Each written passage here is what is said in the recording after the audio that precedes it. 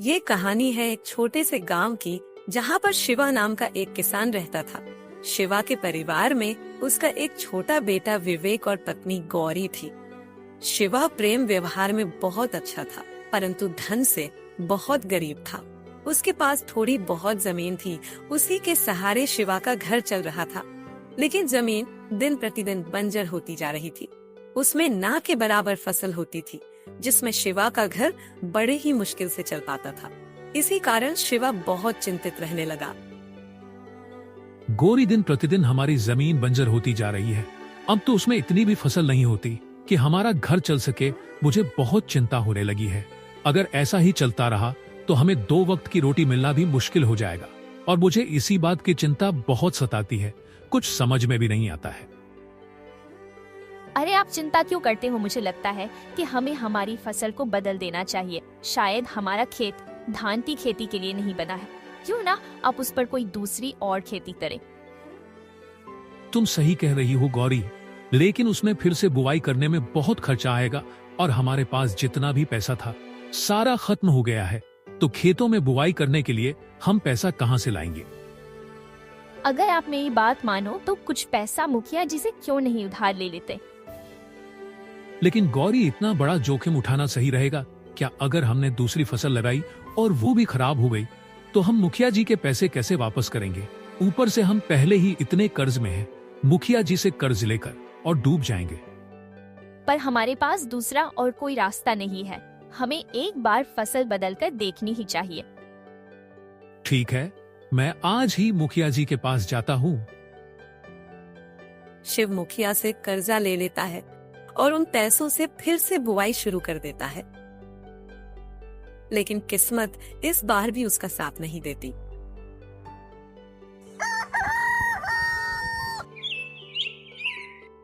गौरी, जिसका डर था वही हुआ। इस बार भी उस मनहूस जमीन में कुछ भी नहीं आया। अब मुझे कुछ भी समझ में नहीं आ रहा। मैं पूरी तरह से हार चुका हूँ। शिवा जी, आप ऐसा क्यों कह रहे हैं? आप ऐसे हिम्मत मत हारिए। कोई ना कोई रास्ता तो निकल ही आएगा। गौरी, मैं हिम्मत नहीं हारना चाहता, पर अब मुझमें संयम नाम की कोई भी चीज नहीं बची। मैं पूरी तरह से टूट चुका हूँ।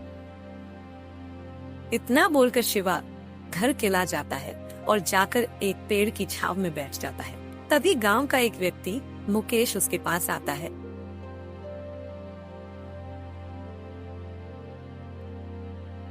क्या हुआ शिवा? बहुत परेशान लग रहे हो। आखिर कोई बात है क्या? वो बात ही कुछ ऐसी है मुकेश भैया, मुझे तो कुछ समझ नहीं आ रहा। मेरी जमीन अब पहले की तरह साथ नहीं दे रही। पहले से ही मेरे ऊपर बहुत कर्जा था। मैंने इस बार मुखिया जी से भी कर्जा लिया था, वो भी चुका नहीं पाऊंगा। इस बार भी फसल अच्छे से नहीं आई, पूरी फसल बर्बाद हो गई। शिवा, मेरी मानो तो तुम खेती करना ही छोड़ दो। तुम इतने सालों से खेती कर रहे हो, आखिर तुम्हें क्या मिल रहा है? हर साल तुम कर्ज उठाते हो। ऐसा करते करते तुम पूरी तरह से कर्ज में डूब चुके हो। ऐसे तुम्हारा गुजारा कैसे होगा? सारी फसल का जड़ तुम्हारा खेत ही है। मेरी मानो तो तुम खेती करना ही बंद कर दो। भैया, अगर मैं खेती करना बंद कर दूंगा तो मैं क्या करूंगा? मुझे खेती करने के अलावा और कुछ नहीं आता। वो खेती ही तो मेरी कमाई का एकमात्र जरिया है। अरे तुम ऐसा क्यों सोचते हो कि खेती ही कमाई का जरिया है?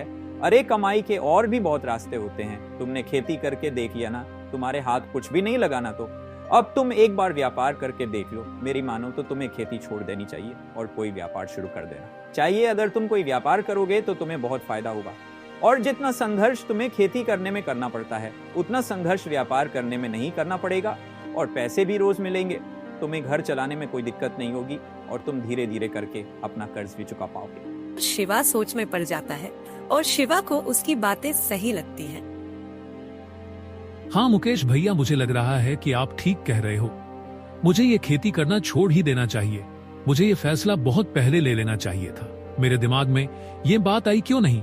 अगर मैं पहले ही कोई छोटा मोटा व्यापार कर लेता तो मेरे ऊपर आज इतना कर्जा नहीं होता। ये जमीन मेरे लिए मनहूस है। इस जमीन ने मुझे आज तक कुछ नहीं दिया। लेकिन मुकेश भैया, मैं कौन सा व्यापार करूं? मुझे तो व्यापार के बारे में ज्यादा कुछ जानकारी नहीं है। शिवा, अगर तुम मेरी बात मानो तो तुम एक गाय खरीद लो। और अगर तुम कहते हो तो मैं तुम्हें आज ही गाय खरीदने के लिए पैसे अपने एक पहचान के सेठ जी से दिलवा देता हूँ। ठीक है भैया, आपकी जैसा ठीक लगता है। अब मैं दूध का ही व्यापार शुरू कर देता हूँ। फिर मुकेश अपने पहचान के एक धनी सेठ से शिवा को पैसे ब्याज पर दिलवा देता है। उन पैसों से शिवा एक गाय ले लेता है और गाय के आने से शिवा का व्यापार तेजी से चलने लगता है। गौरी, हमें ये दूध का व्यापार पहले ही शुरू कर देना चाहिए था। हम बेकार में ही उस खेत के पीछे लगे हुए थे। ऊपर से वो मनहूस खेत हमें और नीचे गिरता रहा। हम दिन प्रतिदिन कर्ज में डूबते रहे और आज देखो हमें दूध के कितने अच्छे पैसे मिल रहे हैं। सब कुछ कितना अच्छा चल रहा है और ऐसे ही थोड़े दिनों में हम काफी अच्छे पैसे कमा लेंगे और हमारा सारा कर्जा चुक जाएगा। हाँ, शायद आप सही कह रहे हैं। हमारा बेटा भी अब बड़ा होने लगा है। उसको भी विद्यालय में दाखिला दिलवाना है। उसकी उम्र के सब बच्चे विद्यालय जाने लगे हैं, इसीलिए जल्द से जल्द उसका भी दाखिला करवाना है। ऐसे ही समय बीतने लगता है। समय के साथ सब कुछ अच्छा चल रहा था, लेकिन एक रात जलन के कारण मुकेश शिवा की गाय चुरा कर ले जाता है।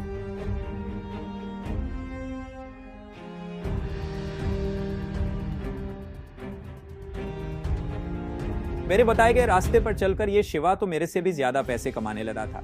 मेरी ही मति मारी गई थी जो मैंने इसको दूध बेचने का काम बताया।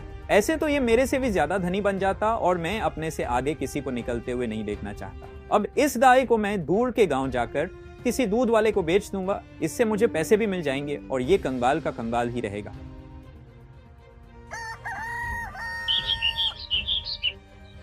गाय की चोरी होने की वजह से शिवा का सारा व्यापार बंद हो जाता है। शिवा बहुत चिंता में पड़ जाता है। तभी अचानक सेठ वहाँ पर आकर बोलता है, शिव, अब मैं और इंतजार नहीं कर सकता।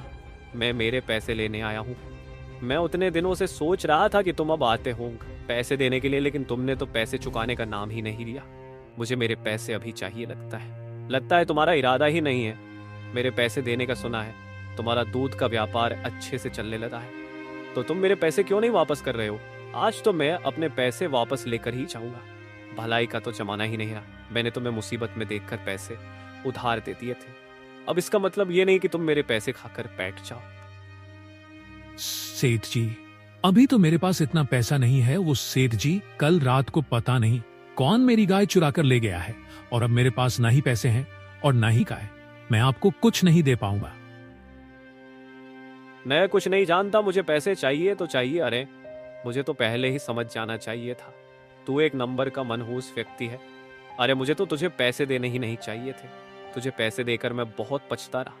तूने इतनी प्यारी गाय चोरी करवा ली। तेरी मनुष्यत के कारण तेरे खेत में कुछ भी नहीं उगता। तू एक नंबर का मनहूस व्यक्ति है। अगर तूने कल शाम तक मेरे पैसे नहीं वापस किया तो मैं पुलिस लेकर तेरे घर आऊंगा और तेरा घर अपने नाम करवा लूंगा। याद रखना, तेरे पास केवल शाम तक का समय है। इन सब की वजह से शिवा बहुत चिंता में पड़ जाता है। उसे कुछ समझ नहीं आ रहा था। वो गुस्से से खेत की ओर निकल जाता है और खेत को देखकर बोलता है, ये जमीन मेरे लिए मनहूस है। आज इस जमीन की वजह से मैं इस जगह पर हूँ। इस खेत ने मेरा कभी साथ नहीं दिया, मुझे कभी अच्छी फसल नहीं दी। मैं हर साल इस खेत में कितना संघर्ष करता हूँ, लेकिन इस खेत ने आज तक मुझे कभी भी मेरे संघर्ष का परिणाम नहीं दिया। आज जो कुछ भी हो रहा है इसी खेत की वजह से हो रहा है। अगर ये खेत नहीं होता तो मुझे इतना कर्ज लेने की जरूरत नहीं पड़ती। आज मैं जितना भी कर्ज में हूँ इसी खेत की वजह से हूँ। क्यों ना इस मनहूस खेत को बेच दूं और अपना सारा कर्जा चुका दूं, और जो थोड़े बहुत पैसे बच जाएंगे उससे मैं कुछ नया व्यापार शुरू कर दूंगा। ऐसा सोचकर शिवा गुस्से में सेठ जी के पास जाता है। मैं आपका कर्जा नहीं चुका पाऊंगा और अभी दूसरा व्यापार शुरू करने के लिए मेरे पास पैसे भी नहीं है। इसीलिए मैं अपना खेत बेच रहा हूँ और मैं चाहता हूँ कि आप ही मेरा खेत ले लो और उसमें से जो भी आपके पैसे हो रहे हैं वो पैसे काटकर बाकी के पैसे मुझे दे दीजिए। सेठ के मन में लालच आ गया था। वो चालाकी से सोचता है, एक काम करता हूँ, ये वैसे भी अपना खेत बेचने के लिए तैयार हो गया है, तो क्यों ना मैं इसका खेत बहुत ही कम दाम में खरीद लेता हूँ। वैसे भी इससे अच्छा सौदा दोबारा नहीं मिलेगा। तुम जैसे मनहूस व्यक्ति से खेत लेकर मैं क्या अपनी जिंदगी बर्बाद करवाऊंगा। तुम्हारे खेत के साथ साथ मनुष्यत मेरे घर भी आ जाएगी। मैं वो खेत तुमसे नहीं लूंगा। अरे मैं क्या ताऊं का, कोई भी व्यक्ति तुमसे खेत नहीं खरीदेगा। ऐसा मत बोलिए सेठ जी, मेरे पास और कोई रास्ता नहीं है। अगर ये खेत नहीं बिकेगा तो मैं आपका कर्ज कभी नहीं चुका पाऊंगा। अब आप ही सोचिए, अगर आपको पैसे चाहिए तो आपको मेरा ये खेत लेना ही पड़ेगा, क्योंकि मेरे पास आपको देने के लिए एक फूटी कौड़ी भी नहीं है। इसीलिए मैं आपको अपना खेत बेच रहा हूँ। ठीक है, तुम इतना कह रहे हो तो मैं तुमसे खेत खरीदने के लिए तैयार हूँ, लेकिन मैं तुम्हें उस खेत के बदले सिर्फ 1000 सोने के सिक्के ही दे पाऊंगा। उससे ज्यादा उस खेत की कीमत भी नहीं है, और तुम मुझसे इससे ज्यादा और सिक्कों की उम्मीद भी मत करना। सेठ जी, इतने कम सिक्के सेठ जी? उस खेत की कीमत कम से कम 5000 सोने के सिक्के तक है। मुझे लगता है कि 5000 तो नहीं, लेकिन आपको कम से कम 4000 तो देने ही चाहिए। क्या बोला तूने? एक तो मैं तेरे से वो खेत खरीद कर तेरे ऊपर एहसान कर रहा हूँ, और ऊपर से तू अपने आप को बाप समझकर 5000 सिक्के मांग रहा है। ये बिल्कुल भी नहीं हो सकता। वैसे भी उसे खेत को मैं अच्छे से जानता हूँ। तुम्हें आज तक उसे खेत ने कभी भी ठीक तरह से फसल नहीं दी। जब इतने सालों में उस खेत ने तुझे कुछ नहीं दिया है तो वो खेत मुझे क्या देगा? एक तरफ से तेरा वो खेत खरीद कर मेरा घाटा ही होगा। कौन सा वो खेत मुझे लाखों रुपए दे देगा? अगर तुझे खेत बेचना है तो बेच, नहीं तो निकल यहाँ से। शिवा बहुत चिंता में पड़ जाता है और कुछ देर सोचने के बाद कहता है, ठीक है सेठ जी, जैसा आप ठीक समझे, आप मुझे 1000 ही सिक्के दे दीजिए। फिर सेठ जी शिवा को सिक्के दे देते हैं और वो खेत सेठ का हो जाता है। फिर शिवा सिक्के लेकर अपने घर आ जाता है और घर आकर सारी बातें अपनी पत्नी को बताता है। ये आपने क्या कर दिया? आपको इतनी जल्दबाजी में इतना बड़ा फैसला नहीं लेना चाहिए था। आखिर वो जमीन हमारे पूर्वजों की थी। आपको इतना बड़ा कदम नहीं उठाना चाहिए था। और मैं करता भी क्या गौरी? उस मनहूस खेत ने तो मेरी पूरी जिंदगी बर्बाद कर दी। उस खेत के चक्कर में मैं इतना कर्ज में आ चुका था कि मेरा चैन से सांस लेना भी मुश्किल पड़ गया था। फिर मैंने सोचा सारी मुसीबत की जड़ यही खेत है। आखिर उस खेत ने हमें आज तक दिया ही क्या है, इसलिए मैंने उस मनहूस खेत को ही बेच दिया। मैं जानती हूँ हम बहुत मुसीबत में थे, लेकिन फिर भी खेत बेचना तो हमारी समस्याओं का समाधान नहीं हुआ ना। आखिर हमारे पास उस खेत के अलावा और है भी क्या जो आपने वो भी बेच दिया। आप कुछ भी कहो, लेकिन मुझे आपका ये निर्णय बिल्कुल सही नहीं लग रहा है। से उस सेठ ने आपकी मजबूरी का फायदा उठाया है। उसने आपको उस खेत के केवल 1000 सिक्के ही दिए हैं, जबकि वो खेत 5000 सिक्कों में बिकना चाहिए था। उसने आपका फायदा उठाया है और आप भी उसके जाल में फंसकर खेत को इतने कम दाम में बेच कर आ गए। अब मैं कुछ नहीं कर सकता गौरी। मुझे उस समय बहुत गुस्सा आ रहा था। सेठ ने मुझे बहुत खरी खोटी सुनाई और वो अपने पैसे के लिए किसी भी हद तक जा सकता था। मुझे किसी भी हालत में उसके पैसे चुकाने ही थे, इसीलिए मैंने गुस्से में आकर खेत ही बेच दिया। लेकिन आपने सिर्फ 1000 सिक्के में खेत को बचा है। ये बहुत ही घाटे का सौदा है। उसने आपकी मजबूरी का दावा कर फायदा उठाया है। गौरी, अब मैं कुछ नहीं कर सकता। तुम ऐसा ही समझ लो कि हमारी किस्मत ही खराब है। मैं कुछ भी करता हूँ तो मेरा घाटा ही होता है। शिवा और गौरी बहुत निराश हो जाते हैं। दोनों बहुत ही दुखी थे। तभी उनके घर शिवा के बचपन का मित्र आ जाता है। अरे शिवा, पहचाना? मैं राघव। कितने दिनों बाद तुमसे मिल रहा हूँ। कैसे हो भाई? अरे राघव, तुम क्या बताऊं यार, बहुत परेशान हूँ। एक मुसीबत से छुटकारा पाता हूँ तो दूसरी मुसीबत में फंस जाता हूँ। अब तो ऐसा लगने लगा है कि जिंदगी जीने का कोई फायदा ही नहीं ना। परिवार के लिए कुछ कर पा रहा हूँ ना अपने लिए। ऐसा लग रहा है कि कहीं जाकर अपनी जान दे दूं। अब तो मेरे दिमाग में भी काम करना बंद कर दिया है। मेरी मति मारी गई थी कि मैंने अपना खेत बेच दिया, और वो भी सिर्फ 1000 सिक्कों में। ये तू क्या कह रहा है भाई? आखिर ऐसा भी क्या हो गया था जो तुझे अपना खेत इतने कम दामों में बेचना पड़ गया? फिर शिवा राघव को सारी बातें बताता है, जिसे सुनने के बाद राघव बोलता है, सच में शिवा, तुमने ये सही नहीं किया। और वो सेठ, उसने तेरी मजबूरी का फायदा उठाया है। लेकिन भाई तुम चिंता मत करो, अभी भी कुछ नहीं बिगड़ा है। मेरे पास एक योजना है। मैं तुम्हारा खेत तुम्हें वापस दिलवा सकता हूँ। क्या सच में राघव ऐसा हो सकता है? लेकिन अब वो सेठ मुझे खेत को वापस करेगा? मुझे तो नहीं लगता। कि वो मुझे खेत वापस देगा भी। जरूर वापस करेगा। मेरे पास एक योजना है, तुम बस मैं जैसा जैसा कहता हूं वैसा वैसा करो। सेठ स्वयं चलकर तुम्हारे पास आएगा और कहेगा कि खेत वापस ले लो, और जब तुम उसे केवल 200 सिक्के ही देना, उससे ज्यादा एक भी सिक्का मत दे देना। ये कैसे हो सकता है? सेठ मेरे घर पर खेत बेचने क्यों आएगा? और वो भी 200 सिक्कों में? मैंने उस खेत के 1000 सिक्के लिए थे, तो भला वो मुझे 200 सिक्कों में खेत वापस कैसे देगा? वो सब तुम मुझ पर छोड़ दो, मैं बस तुमसे जैसा कह रहा हूं तुम वैसा ही करो। देखना, वो सेठ स्वयं से चलकर तुम्हारे पास आएगा और तुमसे खेत वापस लेने को कहेगा। तब तुम उससे 1000 नहीं, सिर्फ 200 सिक्के में खेत खरीदने की बात करना। ठीक है, वैसे तो मुझे तुम्हारी बातें समझ नहीं आ रही हैं, लेकिन तुम जैसा बोलोगे मैं वैसा ही करूंगा। फिर राघव सेठ के पास जाता है और बोलता है, नमस्ते सेठ जी, मैं दूसरे गांव से आया हूं, मेरा नाम राघव है। मैंने सुना है आपके पास बहुत सारे खेत हैं। दरअसल मैं हर साल कुछ ना कुछ जमीन खरीदता हूं। अगर आप मुझे अपनी कोई जमीन बेचना चाहूं तो मैं आपको उसकी बहुत ऊंची कीमत दे सकता हूं। ये तो बहुत अच्छी बात है, मेरे पास बहुत सारी जमीन है, मेरे साथ चलिए, मैं आपको जमीन दिखाता हूँ।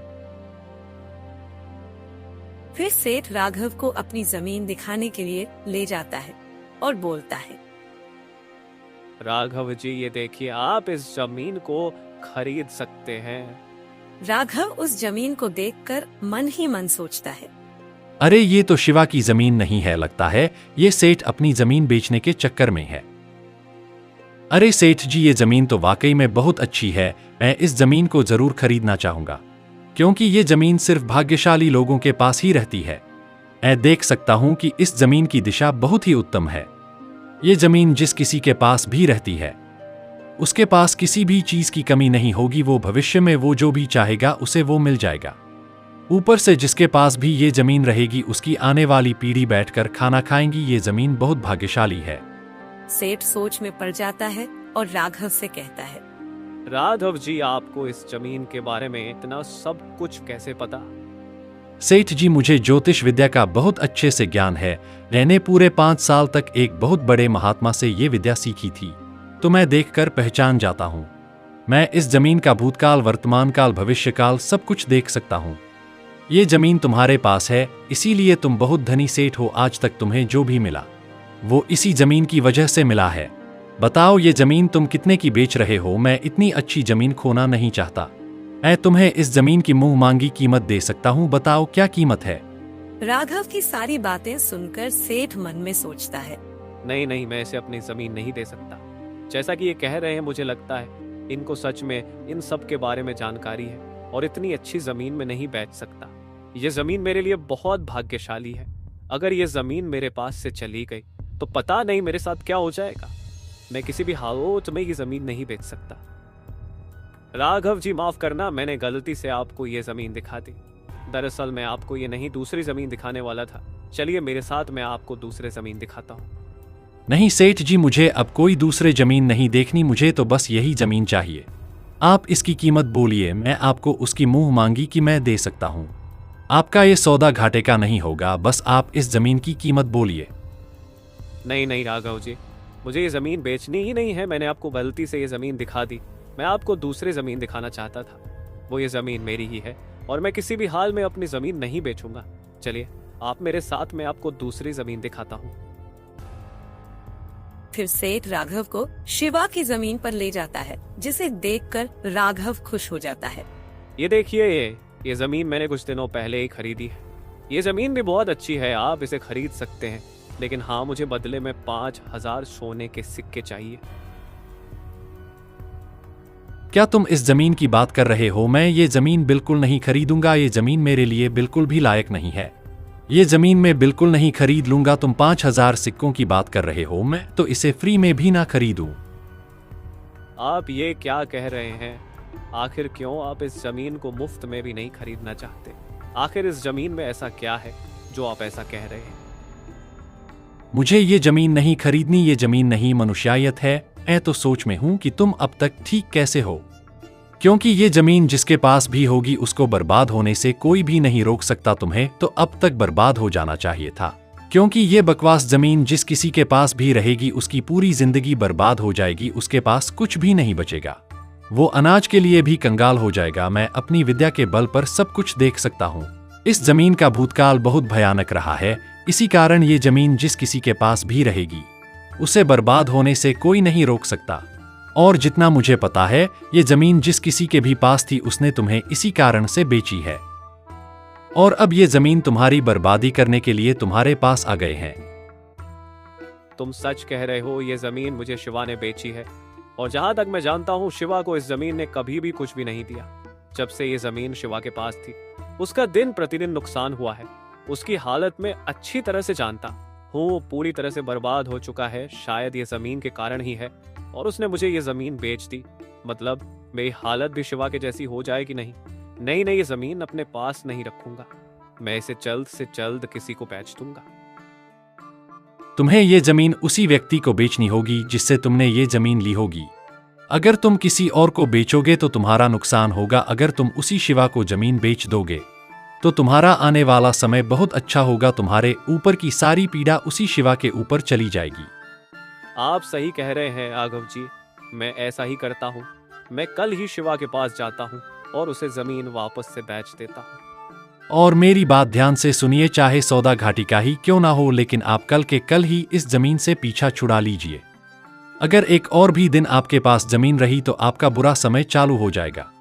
इसीलिए कल के कल ही इस जमीन का सौदा करके शिवा को बेच दीजिए। चाहे वो इसके लिए तुम्हें कितने भी सिक्के क्यों ना दे, तुम जमीन बेच देना और जल्द से जल्द अपना पीछा छुड़ा लेना।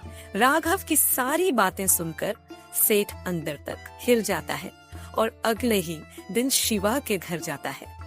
शिवा, मुझे तुम्हारी वो जमीन नहीं चाहिए। मैं तुम्हें तुम्हारी जमीन वापस बेचना चाहता। तुम एक काम करो, मेरे सोने के सिक्के वापस करो और अपनी जमीन ले जाओ। सेठ जी, आप ये क्या कह रहे हो? मैंने वो जमीन आपको बेच दी है और आपने मुझे बदले में सिक्के भी दे दिए थे, और अब वो सिक्के खर्च भी हो गई है। मेरे पास अब केवल 200 सिक्के ही बचे हैं। अगर आप मुझे जमीन फिर से बेचना चाहते हैं तो मैं केवल आपको 200 सिक्के ही दे पाऊंगा। सिर्फ 200 सिक्के नहीं, मैं तुम्हें पूरे 1000 सिक्के दिए थे। तुम मुझे वापस कर दो और अपनी जमीन भी वापस ले जाओ। सेठ जी, मैंने आपसे कहा ना कि मुझसे सिक्के खर्च हो गए। मेरे पास केवल 200 सिक्के ही बचे हैं। क्या करूं, इसके पास तो केवल 200 सोने के सिक्के ही है। मैंने तो इसे पूरे 1000 सोने के सिक्के दिए थे। ये सौदा तो बहुत घाटे का हो जाएगा, लेकिन कुछ भी हो जाए, मैं वो जमीन अपने पास नहीं रख सकता। राघव जी ने कहा था कि अगर वो जमीन में अपने पास रखूंगा तो मैं पूरी तरह से बर्बाद हो जाऊंगा। नहीं, मैं वो जमीन अपने पास नहीं रख सकता। एक काम करता हूँ, इसे 200 सिक्के मैं ही जमीन बेच देता हूँ। बर्बाद होने से अच्छा है कि थोड़ा घाटे में ही चला जाऊं। ठीक है, तो मुझे 200 सोने के सिक्के दे दो और अपना खेत वापस ले लो। शिवा यह सुनकर बहुत खुश हो जाता है। उसे केवल 300 सिक्के में अपना खेत वापस मिल जाता है। फिर वो राघव से कहता है, सच में राघव, तुमने तो कमाल कर दिया। तुमने तो मुझे सिर्फ 200 सिक्के में ही मेरा खेत वापस दिलवा दिया। अगर तुम नहीं आते तो पता नहीं मेरा क्या होता। मेरे भाई, तुम्हारा बहुत बहुत धन्यवाद। अरे वो सब छोड़ो, लेकिन शिवा भाई, तुम आज से ही अपने खेतों पर काम करना शुरू कर दो। एक ना एक दिन भगवान तुम्हें तुम्हारे संघर्ष का फल अवश्य ही देंगे।